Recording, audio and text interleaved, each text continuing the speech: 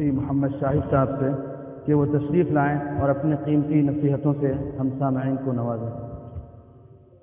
الحمد لله الأكرم خلق الإنسان فكرم وعلمه من البيان ما لم يعلم فسبحان الذي لا يحصى امتنانه لا باللسان ولا بالقلم ونشهد أن لا إله إلا الله وحده لا شريك له ونشهد أن سيدنا ونبينا وشفيعنا وحبيبنا ومولانا محمدا عبد الله ورسوله صلى الله تعالى عليه وعلى آله وصحبه وبارك وسلم تسليما كثيرا كثيرا أما بعد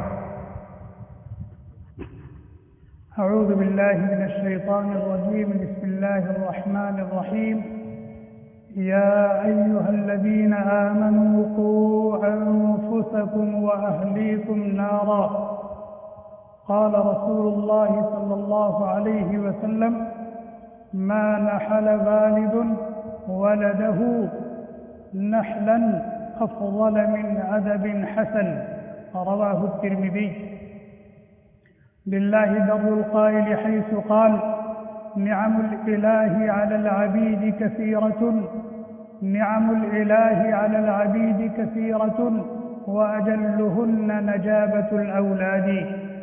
میرے دیدی بھائیوں اور بہنوں، اللہ تبارک و تعالی نے اپنے فضل و کرم سے ہمیں انگنت اور لاتعداد نعمتیں عطا فرمائی ہیں، ظاہری نعمتیں بھی اور معنوی نعمتیں بھی، اور اتنی نعمتیں عطا فرمائی ہیں، اتنی نعمتیں عطا فرمائی ہیں کہ ہم ان کو شمار نہیں کر سکتے، گن نہیں سکتے۔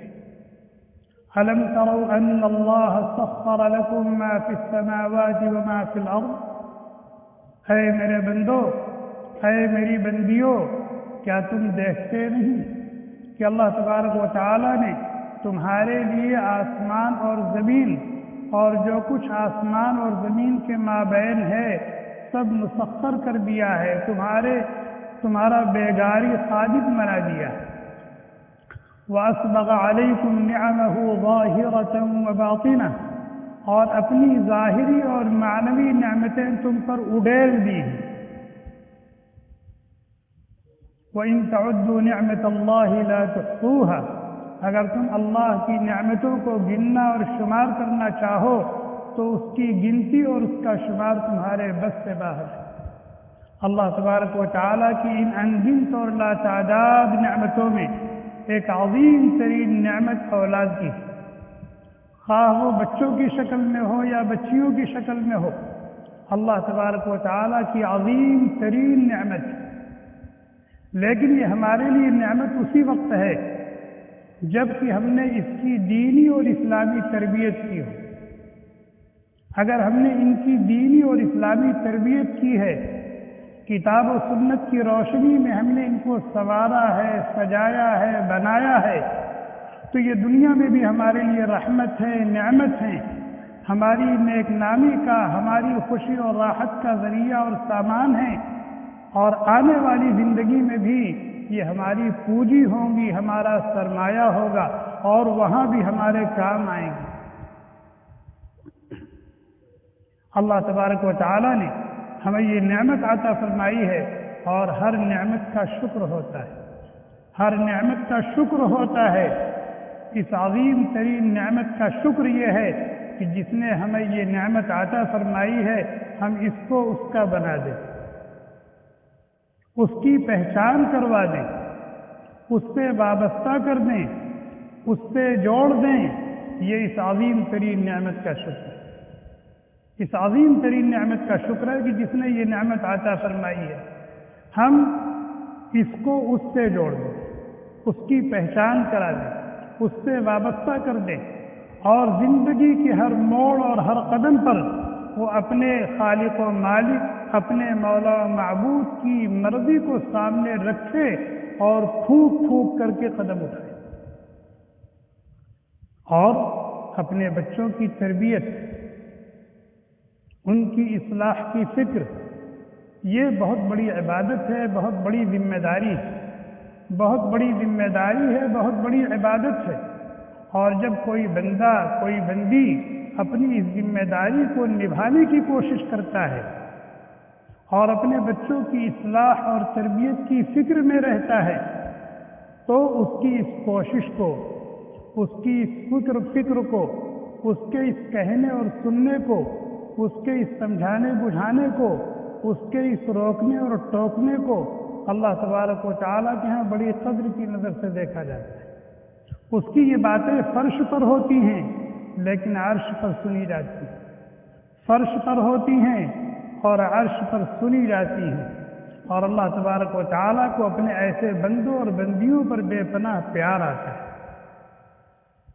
انسان کا سب سے اونچا اور سب سے اعلیٰ مقام اور رتبہ کیا ہے کہ وہ اپنی ذات میں کامل ہو اور اپنے غیر کے لیے مکمل ہو، صفت کمال سے خود بھی متصف ہو اور اپنے غیر کو صفت کمال سے متصف کرنے کی صلاحیت اور فکر اس کے اندر ہو۔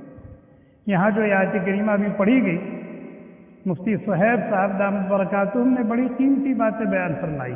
اللہ تعالی ہم سب کو عمل کرنے کی توفیق عطا فرمائے۔ یا ایھا الذین آمنوا قوا انفسکم واہلیکم نارا، اے وہ لوگ جو مجھے خالق و مالک اپنا مولا و معبود مان چکے ہو اور میری مان کر زندگی گزارنے کا عہد کر چکے ہو، خود کو بھی جہنم کی آگ سے بچاؤ اور اپنے ماتحتوں کو بھی جہنم کی آگ سے بچاؤ۔ قوا انفسکم، اس کے اندر مطالبہ ہے کہ اپنی اصلاح و تربیت کی فکر کر کے اپنے آپ کو مکمل کرو، صفت کمال کے ساتھ اپنے آپ کو متصف کرو، اور وَأَهْلِيكُمْ کہہ کر کے یہ بتا دیا کہ صرف اپنی فکر میں مت رہو، اپنے آپ کو صفت کمال سے متصف کر کے مطمئن مت ہو جاؤ، بلکہ اپنے ماتحتوں کو بھی صفت کمال سے متصف کرنے کی فکر کرو، اپنے آپ کو بھی جہنم سے بچاؤ اور اپنے ماتحتوں کو بھی جہنم سے بچاؤ۔ ماتحتوں میں بیوی آتی ہے، بچے آتے ہیں، بچیاں آتی ہیں، اور آپ کی زیر کفالت اور زیر پرورش آپ کے بھائی بہن ہیں وہ بھی آتے ہیں، نوکر چاکر ہیں وہ بھی آتے ہیں۔ ان سب کی فکر کرنی، اپنی فکر بھی کرنی ہے اور اپنی فکر کے ساتھ ان سب کی فکر کرنی ہے۔ یہ دوہری ذمہ داری اللہ تبارک و تعالیٰ نے سب کو کی۔ اور بہترین میاں بیوی کون ہے؟ بہترین میاں بیوی شوہر اپنی بیوی کی خوشی اور راحت کی فکر میں رہتا ہے، اس کو سکون کیسے دیں، اس کو خوش کیسے کریں، اس کو آرام کیسے پہنچائیں، اور یہی فکر شوہر کے تعلق سے بیوی کی بھی ہوتی ہے۔ لیکن بہترین میاں بیوی وہ ہیں جو اس فکر کے ساتھ یہ بھی فکر رکھیں، کیا شوہر اپنی بیوی کی دینی اور اصلاحی اور اخلاقی تربیت کی فکر کرے، اور بیوی اپنے شوہر کی اصلاحی اور اخلاقی تربیت کی فکر کرے، اور دونوں آپس میں ایک دوسرے سے عہد کر لیں کہ ہم جس طریقے سے یہاں ایک ساتھ رہ رہے ہیں، سہ رہے ہیں، ایک دوسرے کے دکھ اور درد میں شریک ہیں، ہمیں جنت میں بھی اسی طرح ایک ساتھ رہنا ہے، ہم دونوں کو اسی طرح سے جنت میں بھی ایک ساتھ رہنا ہے۔ لہذا جب تم میرے اندر کوئی نقص دیکھو، کوئی کمی دیکھو، کوئی عیب دیکھو، اخلاقی اعتبار سے کوئی برائی دیکھو تو مجھے توجہ دلا دو، میری اصلاح کر دو۔ شوہر اپنی بیوی سے کہہ دے اور بیوی اپنے شوہر سے کہہ دے، اور بیوی جب شوہر کے اندر کوئی کمی دیکھے، کوئی نقص دیکھے دینی اور اخلاقی اعتبار سے، تو ناز و انداز کے ساتھ، ادب و احترام کے ساتھ، پیار اور محبت کے ساتھ توجہ دلا دے کہ آپ نے مجھے یہ اختیار دیا تھا، لہذا میری یہ ذمہ داری ہے، میں اپنی ذمہ داری کو محسوس کرتے ہوئے آپ کو بتا رہی ہوں کہ آپ کے اندر نمازوں کا وہ اہتمام نہیں ہے جو ہونا چاہیے، آپ کے اندر یہ اخلاقی کمی ہے، آپ کے اندر یہ برائی ہے، اور پھر اس کمی اور اس برائی اور اس نقص کو دور کرنے میں بیوی اپنے شوہر کا بھرپور تعاون کرے۔ اسی طرح سے بیوی کے اندر کوئی کمی، کوئی نقص، کوئی عیب ہو تو شوہر محبت کے ساتھ، پیار کے ساتھ، خوش اسلوبی کے ساتھ ایسے طریقے پر کہ اس کی لیلائیت مجروح نہ ہونے پائے. ہر ایک کی بیوی اس کی لیلا ہے، اس کی لیلائیت مجروح نہ ہونے پائے، اس کی عزت نفس پر دھبا نہ آنے پائے. خوش اسلوبی کے ساتھ توجہ دلا دے، میری پیاری، میری گڑیا، میری بیگم، تمہارے اندر یہ کمی ہے، یہ تم کو زیب نہیں دیتی، یہ چیز نہیں ہونی چاہیے، اور پھر اس کا تعاون کرے بھرپور اس کمی کو دور کرنے میں.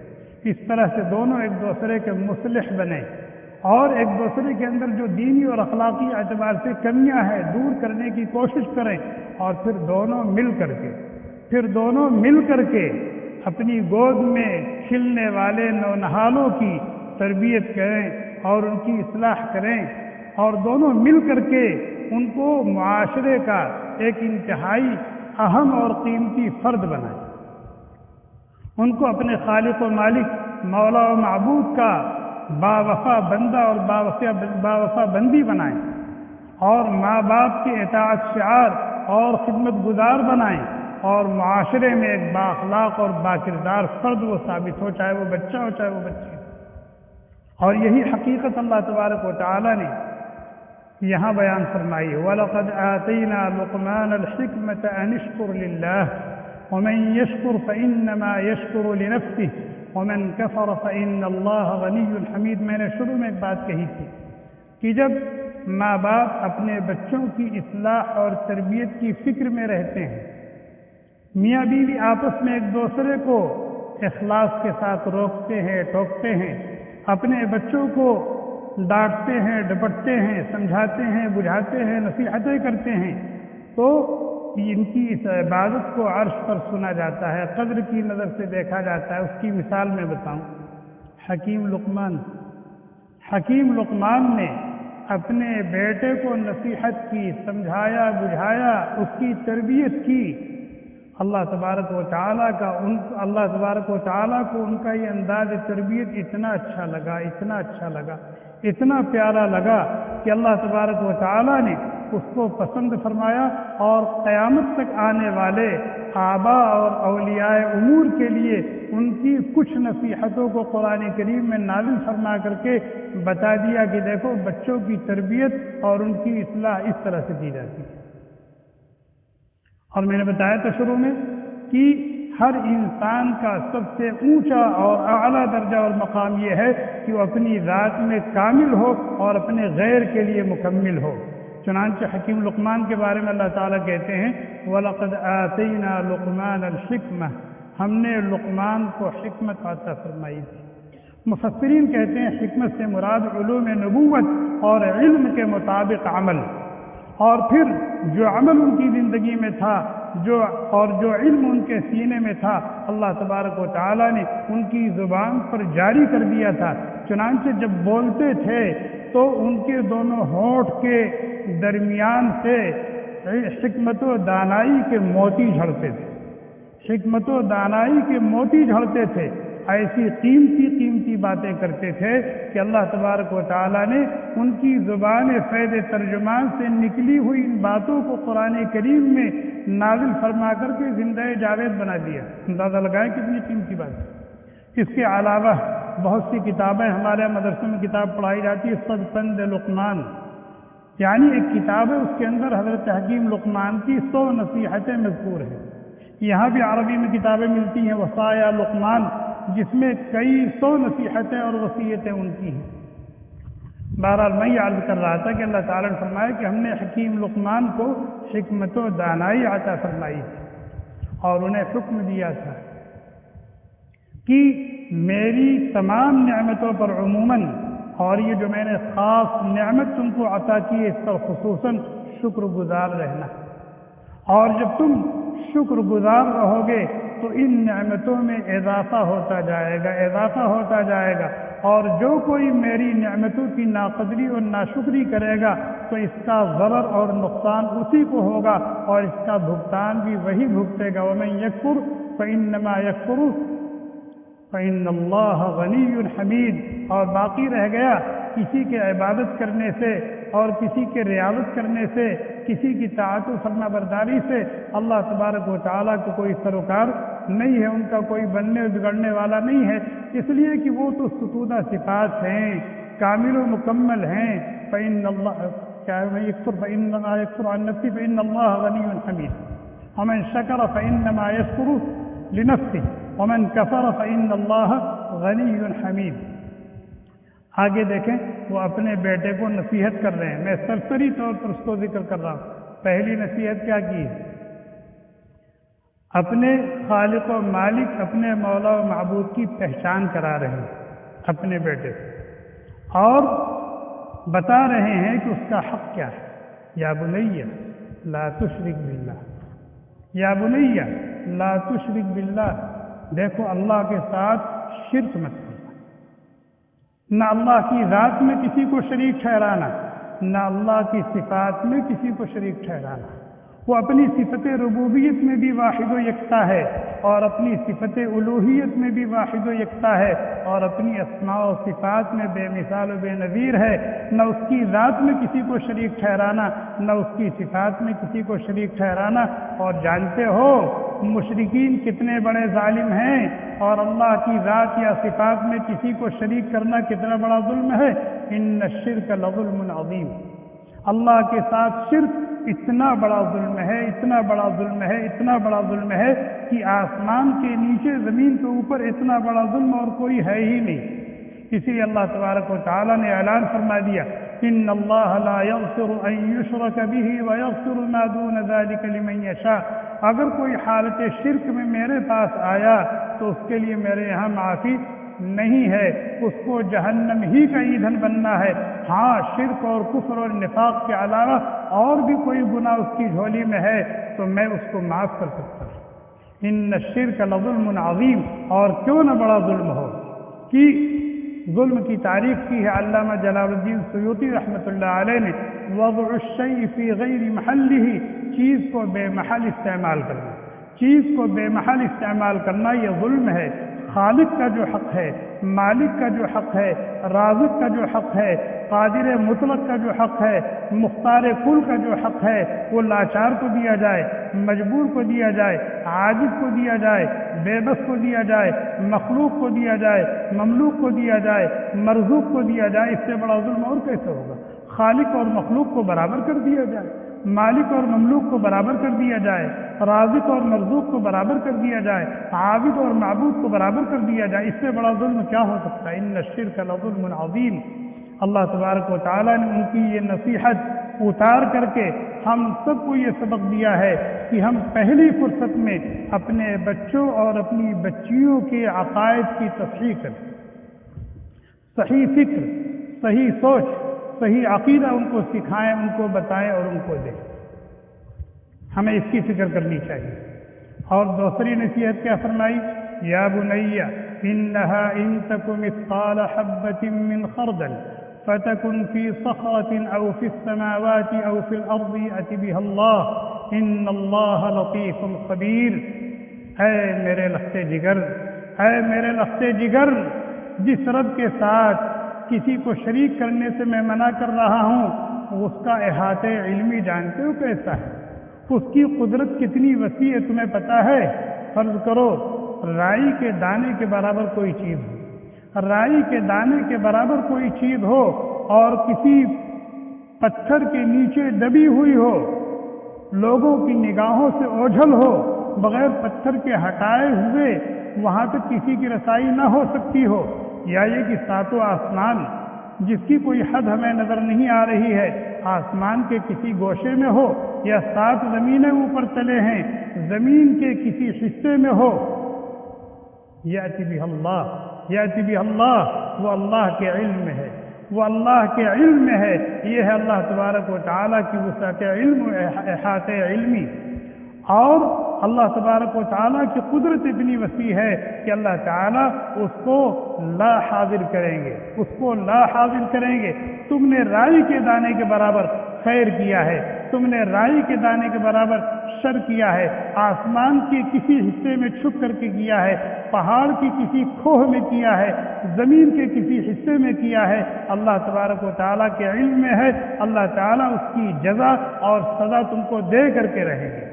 اللہ تبارک و تعالیٰ کی قدرت اور اس کی احاطہ علمی کو ان کے دل میں، اپنے بیٹے کے دل میں راسخ کیا، جمایا اور پیوست کیا، اور پھر عقیدہ جزا و سزا اور عقیدہ بعث بعد الموت کا سبق دیا اور تعلیم دی کہ یہ دنیا ہمیشہ ہمیشہ کے لیے نہیں ہے، بلکہ یہ اور یہاں جو کچھ ہے وہ فانی ہے، ختم ہو جانے والا ہے، اور اس کے ختم ہو جانے کے بعد قصہ ختم ہونے والا نہیں بلکہ قصہ شروع ہونے والا ہے، ایک دوسرا نظام قائم کیا جائے گا، اور یہاں جس نے جو کچھ کیا ہے چھوٹا بڑا اس کے مطابق اس کو جزا اور سزا دی جائے گی۔ فَمَن يَعْمَلْ مِثْقَالَ ذَرَّةٍ خَيْرًا يَرَهُ وَمَن يَعْمَلْ مِثْقَالَ ذَرَّةٍ شَرًّا يَرَهُ۔ یہ دیکھیے حکیم لقمان نے اپنے بیٹے کو عقیدہ بعث بعد الموت اور عقیدہ جزا اور سزا کی تعلیم دی اور سکھایا اور بتایا۔ اور ایمان کے بعد، عقائد کے بعد اعمال کی لائن آتی ہے، اعمال کا نمبر آتا ہے، اور اعمال میں سب سے اہم ترین عمل نماز، اس لیے فرمایا یا بنی اقم الصلاۃ، یا بنی اقم الصلاۃ، اے میرے لخت جگر، اے میرے لخت جگر۔ اور ہمیں بھی جب اپنے بچوں کی تربیت کریں، ان کو سمجھائیں بجھائیں، ان کو روکیں ٹوکیں، تو اسی طرح سے مخاطب کرنا چاہیے، اے میرے نور نظر، اے میرے لخت جگر، اے میرے سکون قلب۔ کس طرح سے مخاطب کر کے سمجھائیں گے بجھائیں گے تو اس کا فائدہ اور اس کا نتیجہ جلد ظاہر ہو۔ کیا کہا؟ یا بنی، اے میرے لخت جگر، اے میرے جگر پارے، اے میرے نور نظر، اقم الصلاۃ، اقم الصلاۃ، نمازوں کا اہتمام، نمازوں کا اہتمام کرو، نمازوں کا اہتمام کرو۔ حضرت عبداللہ ابن مسعود حضرت عبداللہ ابن عباس رضی اللہ تعالی عنہما اقامت صلاۃ کا مطلب کہتے ہیں کہ فرائض، سنن، مستحبات کی رعایت کرتے ہوئے اچھی طرح سے وضو کرے، مسجد میں جماعت کے ساتھ فرائض، واجبات، سنن، مستحبات کی رعایت کرتے ہوئے مبطلات، مفسدات اور مکروہات سے بچاتے ہوئے پابندی کے ساتھ نماز پڑھنے کو اقامت صلاۃ کہتے ہیں۔ اور کسی نے کبھی پڑھ لیا کبھی نہیں پڑھ لیا، گھر میں پڑھ لیا، جماعت سے پڑھ لیا، بغیر جماعت کے پڑھ لیا، تو اس کو اقامت صلاۃ نہیں کہتے۔ اقامت صلاۃ کا مطلب یہ یا بنی اقم الصلاۃ۔ اور اعمال میں صرف نماز کی تعلیم دی ہے، کیوں؟ اس لیے کہ نماز اہم العبادات ہے، اور جب کسی کی نماز 100% صحیح ہو جائے گی تو اس کے باقی اعمال، باقی عبادات بھی نہ صرف اس کی زندگی میں آئیں گے بلکہ صحیح ہو جائیں گے۔ چنانچہ اللہ تعالیٰ کہتے ہیں ان الصلاۃ تنہی عن الفحشاء والمنکر، نمازی کو غلط، بے حیائی اور نامعقول کاموں سے روک دیتی ہے۔ یا بنی اقم الصلاۃ۔ آگے کیا کہہ رہا ہے؟ وَأْمُرْ بِالْمَعْرُوفِ وَانْهَ عَنِ الْمُنْكَرِ۔ یہ اصول اللہ نے دیے ہیں کہ ہم اپنے بچوں کی اصلاح اور تربیت ان اصولوں پر کریں، اس طرح سے کریں۔ حکیم لقمان کہتے ہیں، اے میرے بیٹے، تیرا عقیدہ صحیح ہو گیا نا، تیرا عقیدہ صحیح ہو گیا اور اعمال تیرے صحیح ہو گئے، تو صفت کمال سے متصف ہو گیا۔ اب اسی پر قناعت کر کے نہ بیٹھ، بلکہ صفت تکمیل سے اپنے آپ کو متصف کر اور اپنے غیر کو بنانے کی، سنوارنے کی، سمجھانے کی، بجھانے کی فکر کر۔ وَأْمُرْ بِالْمَعْرُوفِ وَأْمُرْ بِالْمَعْرُوفِ۔ جو ایمان تمہیں ملا ہے اس ایمان کو لے کے گھر میں مت بیٹھو، بلکہ اس ایمان کی لوگوں کو دعوت دو، اور جن اعمال سے تمہاری زندگی سنور گئی ہے، سج گئی ہے، اس پر قناعت نہ کر، بلکہ دوسروں کی زندگیوں کو بھی سنوارنے کی، سجانے کی، بنانے کی فکر کر۔ دیکھ، خود عمل کرے گا، تمہارے ساتھ دو دشمن ہیں، شیطان ہے اور نفس ہیں، بڑا مقابلہ کرنا پڑے گا، بڑا مجاہدہ کرنا پڑے گا، بڑی رکاوٹیں آئیں گی، اپنی آرزو اور تمناؤں کا بڑا خون کرنا پڑے گا۔ وَاصْبِرْ۔ اسی طرح جب دوسروں کو سمجھائے گا، بجھائے گا، سکھائے گا، پڑھائے گا، تو پھر رکاوٹیں آئیں گی، تم ہمدرد بن کر کے روکو گے، ٹوکو گے، لیکن سامنے والا دشمنی پر اتر آئے گا۔ وَاصْبِرْ عَلَى مَا أَصَابَكَ۔ دامن صبر و استقامت کو مضبوطی سے تھامے رہنا، ہمت مت ہارنا، ہائے وائے مت کرنا، کام کو چھوڑ مت دینا۔ ان ذلک من عزم الامور۔ یہ بڑی ہمت کے کام، یہ بڑی ہمت کے کام۔ دیکھیے نصیحت کی تصحیح عقائد کی لائن سے، نصیحت کی اعمال کی لائن سے، ہم معاشرت کی لائن سے سمجھا رہے ہیں۔ وَلَا تُصَعِّرْ خَدَّكَ لِلنَّاسِ وَلَا تُصَعِّرْ خَدَّكَ لِلنَّاسِ، اے میرے لخت جگر کسی کو دیکھ کر چیں بجبی مت ہو جانا، چیں بجبی مت ہو جانا، کسی کو حقارت کی نظر سے نہ دیکھنا، کسی کو دیکھ کر تمہاری پیشانی پر شکن نہ آ جائے۔ سعرن کس کو کہتے ہیں؟ ولا تصاعر سعرن، سعرن اونٹ کے اندر ایک بیماری ہوتی ہے جس کی وجہ سے اونٹ کی گردن مڑ جاتی ہے، ٹیڑھی ہو جاتی ہے، یہ ہے سعرن کی حقیقت۔ اللہ تعالیٰ فرماتے ہیں لا تصاعر، کسی کو دیکھ کر رخ مت پھیر لینا، کسی کو دیکھ کر کے رخ مت پھیر لینا، یہ کبر کی علامت، یہ غرور کی علامت، یہ گھمنڈ کی علامت ہے، اور اپنے کو اونچا اور بہتر سمجھنے والا اور سامنے والے کو نیچا اور کمتر سمجھنے والا، یہ جنت میں جانا تو دور کی بات ہے، جنت کی بو بھی نہیں سونگھے گا۔ لا يدخل الجنت من كان في قلبه مثقال ذرة من کبر، جنت میں وہ شخص نہیں جائے گا جس کے دل میں رائی کے دانے کے برابر بھی بڑکپن ہوگا۔ رائی کے دانے کے برابر بھی اگر بڑکپن لے کر یہاں سے گیا ہے تو جنت میں نہیں جا سکتا۔ جنت میں جانے کی دو ہی شکل ہو سکتی ہے کہ اللہ تعالیٰ اپنے فضل سے اس کے اس جرم کو معاف فرما دیں تو پھر جنت میں جائے گا، یا یہ کہ جہنم میں بھیج کر اس کو جنت کے قابل بنا دیں اور اس کے اس غلطی اور گناہ کی سزا اس کو بھگتا دیں۔ وَلَا تُصَعِّرْ خَدَّكَ لِلنَّاسِ، دوسری نصیحت وَلَا تَمْشِ فِي الْأَرْضِ مَرَحًا، وَلَا تَمْشِ فِي الْأَرْضِ مَرَحًا، مرحن کے معنی آتے ہیں اکڑ کر چلنا، اترا کر چلنا، کھینچ کر چلنا، تن کر چلنا۔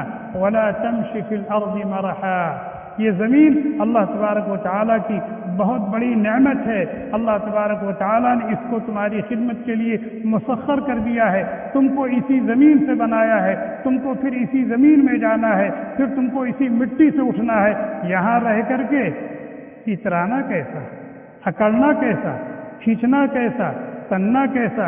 وَلَا تَمْشِ فِي الْأَرْضِ مَرَحًا، وَلَا تَمْشِ فِي الْأَرْضِ مَرَحًا، اکڑ کر اترا کر کے مت چل۔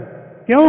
اس لیے کہ متکبرین کا شیوا ہے، یہ متکبرین کا شیوا ہے، اور اللہ تبارک و تعالیٰ کسی بھی تکبر کرنے والے شیخی باز کو پسند نہیں کرتے۔ ان اللہ لا يحب كل مختال فخور، ٹھیک ہے، اکڑ کرنا چلے، اترا کرنا چلے، کھینچ کرنا چلے، تن کرنا چلے، تو چلنے کا طریقہ تو سکھا دیجیے۔ وقصد فی مشرق، وقصد فی مشرق، اپنی رفتار کو میانہ رکھو، نہ بھاگ کر چلو، نہ دوڑ کر چلو، نہ بھاگ کر چلو، نہ دوڑ کر چلو۔ یہ یہودیوں کا شیوا ہے، یہ یہودیوں کا شیوا ہے، یہ سنجیدگی کے وقار کے خلاف ہے، اور تم مسلمان ہو، تم مومن ہو، تمہیں سنجیدہ ہونا چاہیے، تمہیں باوقار ہونا چاہیے، اور باوقار اور سنجیدہ رفتار کیا ہے؟ میانہ رفتار، میانہ رفتار ہے، اور نہ ہی بالکل نازنینوں کی طرح سے ناپ کر کے قدم رکھو۔ وقصد فی مشرق، اپنی رفتار کو میانہ رکھو۔ میانہ رکھنے کا مطلب نہ تو دوڑ کر چلو، نہ بھاگ کر چلو، اور نہ ہی بہت ہی گن کر کے قدم رکھو، اس لیے کہ یا تو یہ متکبرین کا شیوا ہے، یا پھر وہ عورتیں جو شرم و حیا کا پیکر ہوتی ہیں وہ بہت دھیرے دھیرے قدم اٹھاتی ہیں، دھیرے دھیرے چلتی ہیں، تاکہ ان کے زیورات کے کھنکنے اور بجنے کی آواز غیروں کے کانوں میں نہ چلی جائے، اور غیروں کی نظر ان کے اوپر نہ اٹھ جائے۔ اور تم کو اللہ نے مرد بنایا ہے، تم عورت نہیں ہو، لہذا مردانہ رفتار سے چلو، عورتوں کی طرح سے مت چلو، اس لیے کہ یہ بھی ایک لعنت کی چیز ہے۔ اور یا پھر قدم گن کر کے رکھتا ہے اور ہلکی رفتار سے چلتا ہے کون؟ جو مریض ہوتا ہے، جو معذور ہوتا ہے۔ تم نہ تو متکبر ہو، تم نہ تو عورت ہو، تم نہ مریض اور مجبور ہو، لہذا تمہاری رفتار کیسی ہونی چاہیے؟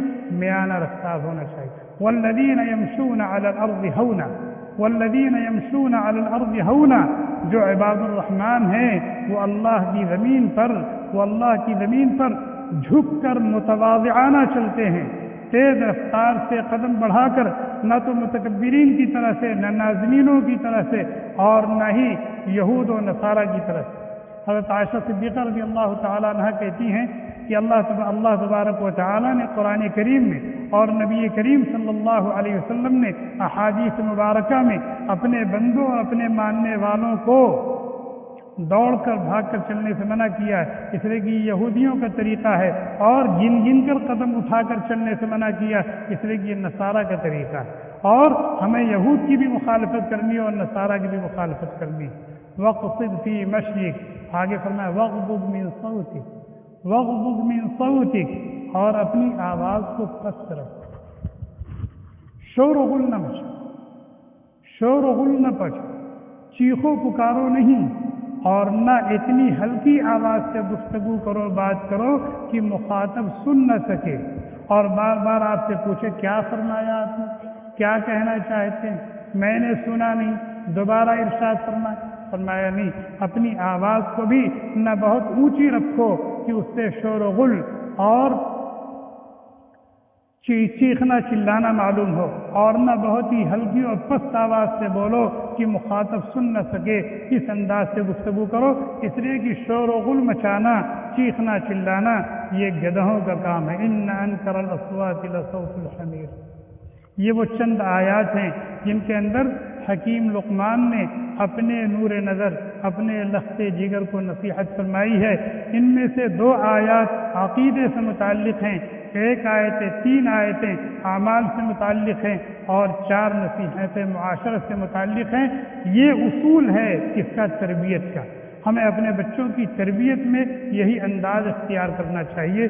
دیر ہو رہی ہے، صرف تھوڑی سی بات عرض کروں گا، اور وہ یہ عرض کرنا ہے کہ اس وقت کا جو سب سے بڑا فتنہ ہے، انتہائی خطرناک فتنہ ہے، جس راہ سے ہمارے معاشرے میں، ہماری اپنی زندگی میں، ہمارے بچوں اور بچیوں کی زندگی میں بڑی برائیاں، بڑی خرابیاں آ رہی ہیں، وہ کیا ہے؟ موبائل کا فتنہ، موبائل کا فتنہ۔ اور تربیت کا اصول، تربیت کا اہم ترین اصول یہ ہے کہ ماں باپ جن کے کاندھوں پر بچوں کی اصلاح اور تربیت کی ذمہ داری رکھی گئی ہے، پہلے وہ خود اپنی تربیت کی اصلاح اور تربیت کی فکر کریں، اس لیے کہ جب ہماری تربیت اور اصلاح خود نہیں ہوئی ہے تو ہم اپنے بچوں کی اصلاح اور تربیت کیسے کریں گے؟ ہم اپنے بچوں کی اصلاح و تربیت کیسے کریں گے؟ لہذا پہلے ہم اپنی اصلاح و تربیت کے لیے جو اسباب اور وسائل ہیں اس کو اختیار کریں، اور کسی کو اپنا مربی بنائیں، اور پھر اس کی زیر تربیت رہ کر کے مربع بنیں، پھر جا کر کے ہم اپنے بچوں اور اپنی بچیوں کی کیا کریں گے؟ تربیت کر سکتے ہیں۔ اگر ہماری خود تربیت نہیں ہوئی ہے تو ہم اپنے بچوں اور بچیوں کی تربیت نہیں کر سکتے۔ اگر ہم بے نمازی ہیں تو ہم اپنے بچوں اور بچیوں کو نمازی بنا سکتے ہیں؟ شوہر بے نمازی ہے، اپنی بیوی کو نمازی بنا سکتا ہے؟ ماں باپ بے نمازی ہیں، اپنے بچوں اور بچیوں کو نمازی بنا سکتے ہیں؟ ماں باپ خود جھوٹ بولتے ہیں، اپنے بچوں اور بچیوں کو سچ کا خوگر اور عادی بنا سکتے ہیں؟ ماں باپ خود بدنگاہی کے مریض ہیں، اپنے بچوں اور بچیوں کو بنا سکتے ہیں؟ کوئی ماں باپ یہ نہیں چاہتا کہ اس کا بیٹا اور اس کی بیٹی بے نمازی ہو، اور ان کا بیٹا اور ان کی بیٹی گندی چیزیں دیکھیں، گندی چیزیں سنیں، گندی جگہوں پر جائیں، گندے کام کو کریں۔ اگر ہم واقعتاً چاہتے ہیں کہ ہماری اولاد کے اندر اس قسم کی کمیاں نہ ہوں تو ہم سب سے پہلے اپنے اندر سے اس کمی کو نکالیں، اس عیب کو نکالیں۔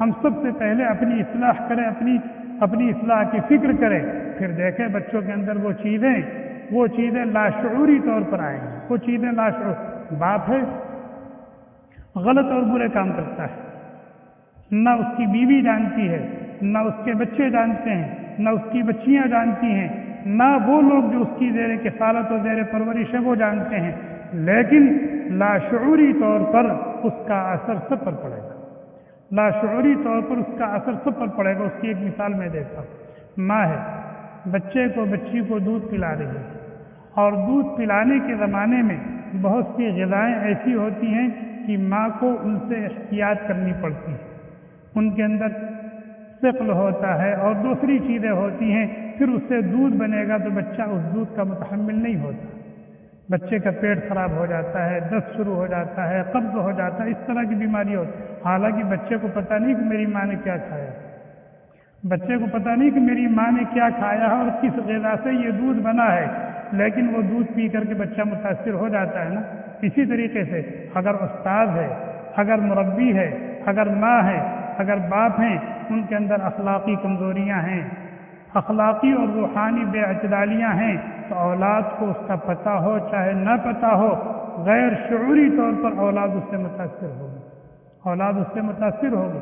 ہم اپنے بچوں اور اپنی بچیوں کے لیے راحت و آرام کے لیے، ان کی خوشی کے لیے کتنے جتن کرتے ہیں، کتنی قربانیاں دیتے ہیں، کیسے کیسے مجاہدے کرتے ہیں، لیکن اپنے آپ کو نیک بنا لیں، اپنے آپ کو نیک بنا لیں تو ایٹومیٹک طور پر ہمارے بچوں اور بچیوں کو دنیا کا بھی ہر خیر مل جائے گا، آخرت کا بھی ہر خیر مل جائے گا۔ ایک چھوٹی سی بات، موسیٰ علیہ السلام اور حضرت خضر دونوں جا رہے ہیں، فانطلقا حتی اذا اتیا اہل قریۃ استطعما، ایک بستی میں پہنچے اور وہاں جا کے بستی والوں سے کہا بھئی ہمیں بھوک لگی ہے، پیاس لگی ہے، ہمیں اپنا مہمان بنا لو، ہمیں کھلاؤ پلاؤ۔ فابوا ان یضیفوہما، بستی والوں نے ان کی ضیافت کرنے سے انکار کر دیا، ان کو اپنا مہمان نہیں بنایا۔ کوئی بھی وجہ رہی ہوگی، مفسرین نے بہت ساری حکمتیں لکھی۔ خضر علیہ السلام نے دیکھا کہ ایک دیوار ہے گرنے کے قریب، تو جا کر کے اس کو ہاتھ لگا کر کے سیدھا کر دیا۔ موسیٰ علیہ السلام ناراض ہو گئے، کہنے لگا آپ بھی عجیب آدمی ہیں، اس بستی کے لوگ اتنے بد اخلاق ہیں کہ ضیافت اور مہمان نوازی یہ تو فطرت ہے انسان کی، یہ اخلاق ہے، لیکن یہ اتنے بد اخلاق ہیں کہ ہم نے مہمان بننے کے لیے کہا، ہم نے اظہار کیا کہ ہمیں بھوک لگی، پیاس لگی، لیکن انہوں نے کوئی توجہ نہیں دی، اور آپ نے خواہ مخواہ کے لیے یہ دیوار مفت میں سیدھی کر دی۔ کچھ پیسے لے لیتے، ہمارا کام چل جاتا، ضرورت پوری ہو جاتی۔ خضر علیہ السلام نے کیا کہا؟ وَأَمَّا الْجِدَارُ فَكَانَ لِغُلَامَيْنِ يَتِيمَيْنِ فِي الْمَدِينَةِ، یہ جو دیوار میں نے سیدھی کر دی نا، دو یتیم بچوں کی تھی، اور اس دیوار کے نیچے اس کے باپ نے خزانہ دفن کر رکھا تھا۔ اگر یہ دیوار وقت سے پہلے گر جاتی، جبکہ یہ بچے بھی نابالغ ہیں، چھوٹے ہیں، تو خزانہ کھل جاتا، لوگ نکال لے جاتے، پھر بعد میں یہ بچے کیا کرتے؟ اس لیے اللہ تبارک و تعالیٰ کا ارادہ ہوا، مشیت ہوئی کہ یہ دیوار سیدھی کر دی جائے، تاکہ جب بچے بڑے ہو جائیں تو پھر یہ دیوار کو گرا کر کھود کر اپنا اثاثہ اس میں سے نکال لیں۔ کیوں اتنی مہربانی ہو رہی ان دونوں بچوں کے ساتھ بھی؟ ان دونوں بچوں کے ساتھ اتنی مہربانی کیوں ہو رہی ہے؟ کہ اتنا احسان کیوں ہو رہا ہے؟ کہہ رہا وَكَانَ أَبُوهُمَا صَالِحًا، وَكَانَ أَبُوهُمَا صَالِحًا، ان بچوں کے ساتھ اتنی خیر خواہی اس لیے ہو رہی ہے کہ ان کا باپ بڑا نیک تھا، ان کا باپ بڑا نیک تھا۔ باپ کی صلاح اور اس کی نیکی کا پھل اس کے مرنے کے بعد بھی ان کے بچوں کو کھلایا جا رہا ہے۔ اس سے ہم سبق لیں کہ اگر ہم اپنے آپ کو بنا لیتے ہیں، سنوار لیتے ہیں، اور اپنے خالق و مالک، اپنے مولا معبود سے جوڑ لیتے ہیں، اور اس کی مان کر زندگی گزارتے ہیں اور زندگی گزارنے کی کوشش کرتے ہیں، تو اس کا جو فائدہ ہمیں ہوگا وہ تو ہوگا ہی، لیکن اس کا سب سے بڑا فائدہ دنیا اور آخرت میں ہماری اولاد کو ہوگا۔ یہ بھی تربیت کا ایک حصہ ہے۔ ہم اپنے بچوں اور اپنی بچیوں کو جس صفت سے متصف کرنا چاہتے ہیں، ہم پہلے اپنے آپ کو اس صفت سے متصف کر لیں، ایٹومیٹک طور پر ہماری اولاد کے اندر وہ چیز آ جائے گی۔ تھوڑی سی توجہ دلانی پڑے گی، تھوڑی سی محنت کرنی پڑے گی، اور جس کمی اور کوتاہی سے ہم اپنے بچوں کو خالی دیکھنا چاہتے ہیں، پاک اور صاف دیکھنا چاہتے ہیں، ہم کوشش یہ کریں کہ وہ عیب ہمارے اندر نہ آنے پائے، وہ کمی اور کوتاہی ہمارے اندر نظر آئے، اور اگر آئی ہے تو ہم اس کو نکال دیں۔ انشاءاللہ ہمارے بچے ان کمی اور کوتاہیوں سے محفوظ رہیں گے۔ یہ تربیت کا اہم ترین اصول ہے۔ باپ سگریٹ پیے اور چاہے کہ میرا بیٹا نہ پیے، سوال ہی نہیں پیدا ہو، اور کل منہ پھوڑ کے کہہ دے گا آپ پیتے ہیں، مجھے منع کیوں کرتے؟ ہم موبائل پر بدماشیاں کریں، شرارتیں کریں، گندی فلمیں دیکھیں، گانے سنیں، اور علائے بلائے نہ جانے کیا کرتے ہیں، اور چاہیں کہ ہماری اولاد نہ کرے، ایسا ہو سکتا ہے؟ ایسا ہو سکتا ہے؟ اور اگر ہم نے تنگ کر دیا، ضد کر دیا، تو کل منہ پھوڑ کے کہہ دے گی۔ آپ اپنے گریبان میں منہ ڈال کر کے دیکھ لیں آپ کیا کرتے ہیں۔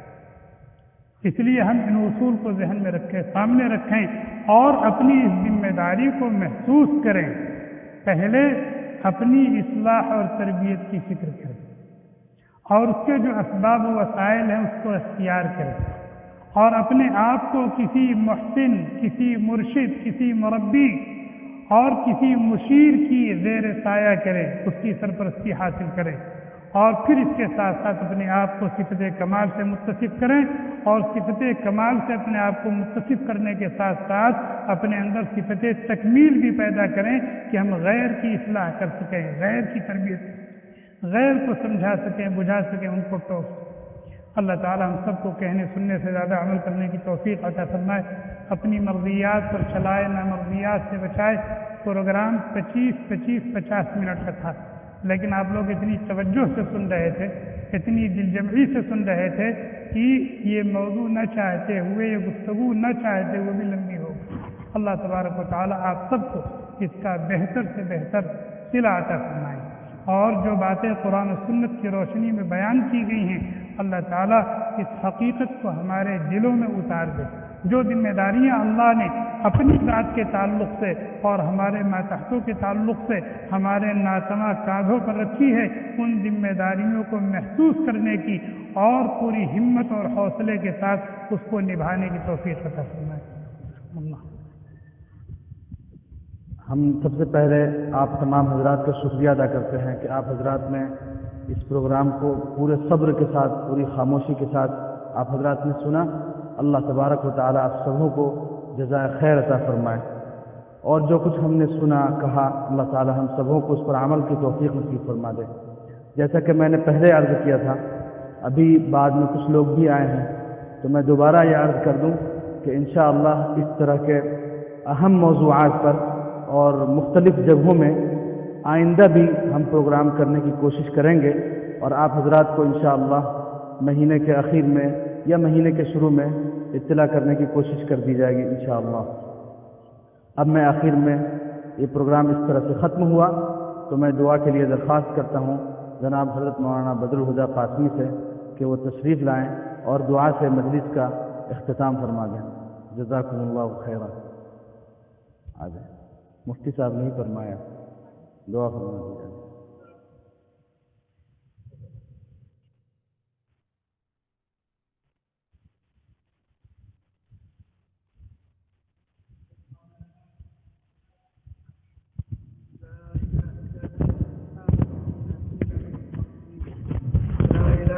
أنت سبحانك إنا كنا من الظالمين ربنا ظلمنا أنفسنا وإن لم تغفر لنا وترحمنا لنكونن من الخاسرين واعف عنا واغفر لنا وارحمنا أنت مولانا فانصرنا على القوم الكافرين۔ اے اللہ اپنے فضل و کرم سے، اپنی عنایت و مہربانی سے ہم سب کے تمام چھوٹے بڑے گناہوں کو معاف فرما دے۔ اے اللہ ہمارے صغائر کو بھی معاف فرما، ہمارے کبائر کو بھی معاف فرما۔ اے اللہ گناہوں کے بوجھ سے ہمیں سبکدوش فرما دے۔ اے اللہ اپنے فضل و کرم سے گناہوں کے بوجھ سے ہمیں سبکدوش فرما دے۔ اے اللہ ہماری بھی مغفرت فرما، امت کے ایک ایک فرد کی مغفرت فرما، ہماری بھی مغفرت فرما اور امت کے ایک ایک فرد کی مغفرت فرما۔ اے اللہ تیرے جتنے بندے، تیری جتنی بندیاں توحید اور ایمان کے ساتھ تیرے جوار میں پہنچ چکے ہیں، اے اللہ سب کو اپنی رحمت کی چادر میں سمیٹ، سب کو اپنی رحمت کی چادر میں سمیٹ لے۔ اے اللہ سب کی سیئات کو مبدل بحسنات فرما، سب کی طاعت و عبادات کو قبول فرما۔ اے اللہ سب کے درجات کو بلند فرما۔ اے اللہ سب کی قبروں کو نور سے منور فرما۔ اے اللہ سب کو قبر جنت نصیب فرما۔ اے اللہ تو نے محض اپنے فضل و کرم سے بغیر استحقاق کے ہم سب کو ایمان کی دولت عطا فرمائی ہے۔ اے اللہ اس عظیم ترین نعمت کی قدردانی کی توفیق عطا فرما۔ اے اللہ ایمان کے تقاضوں پر عمل کرنے والا بنا۔ اے اللہ ہمیں توفیق دے کہ ہم اعمال صالحہ کے نور سے اپنے آپ کو منور کر لیں۔ اے اللہ ہم اعمال صالحہ کے نور سے اپنے آپ کو منور کر لیں۔ اے اللہ ہماری دنیا بھی اچھی سے اچھی اور عمدہ سے عمدہ بنا دے، ہماری آخرت بھی اچھی سے اچھی اور عمدہ سے عمدہ بنا دے۔ اے اللہ دنیا کے چپے چپے میں اسلام کا بول بالا فرما، دنیا کے چپے چپے میں اسلام کا بول بالا فرما۔ اے اللہ پوری امت ہم سب کی اور پوری امت کے دین و ایمان کی، جسم و جان کی، اہل و عیال کی، مال و منال کی عزت و آبرو کی حفاظت فرما۔ اے اللہ سب کے لیے دین پر چلنا، دین پر جمنا آسان فرما۔ اے اللہ مساجد کی، مقابر کی، مکاتب کی، مراکز دعوت و تبلیغ کی، مدارس کی، شاعر دین کی حفاظت فرما۔ شریروں کے شر سے، فتینوں کے فتنوں سے، کمینوں کے کمینہ پن سے، حاسدین کے حسد سے پوری امت کی حفاظت فرما، پوری امت کی حفاظت فرما۔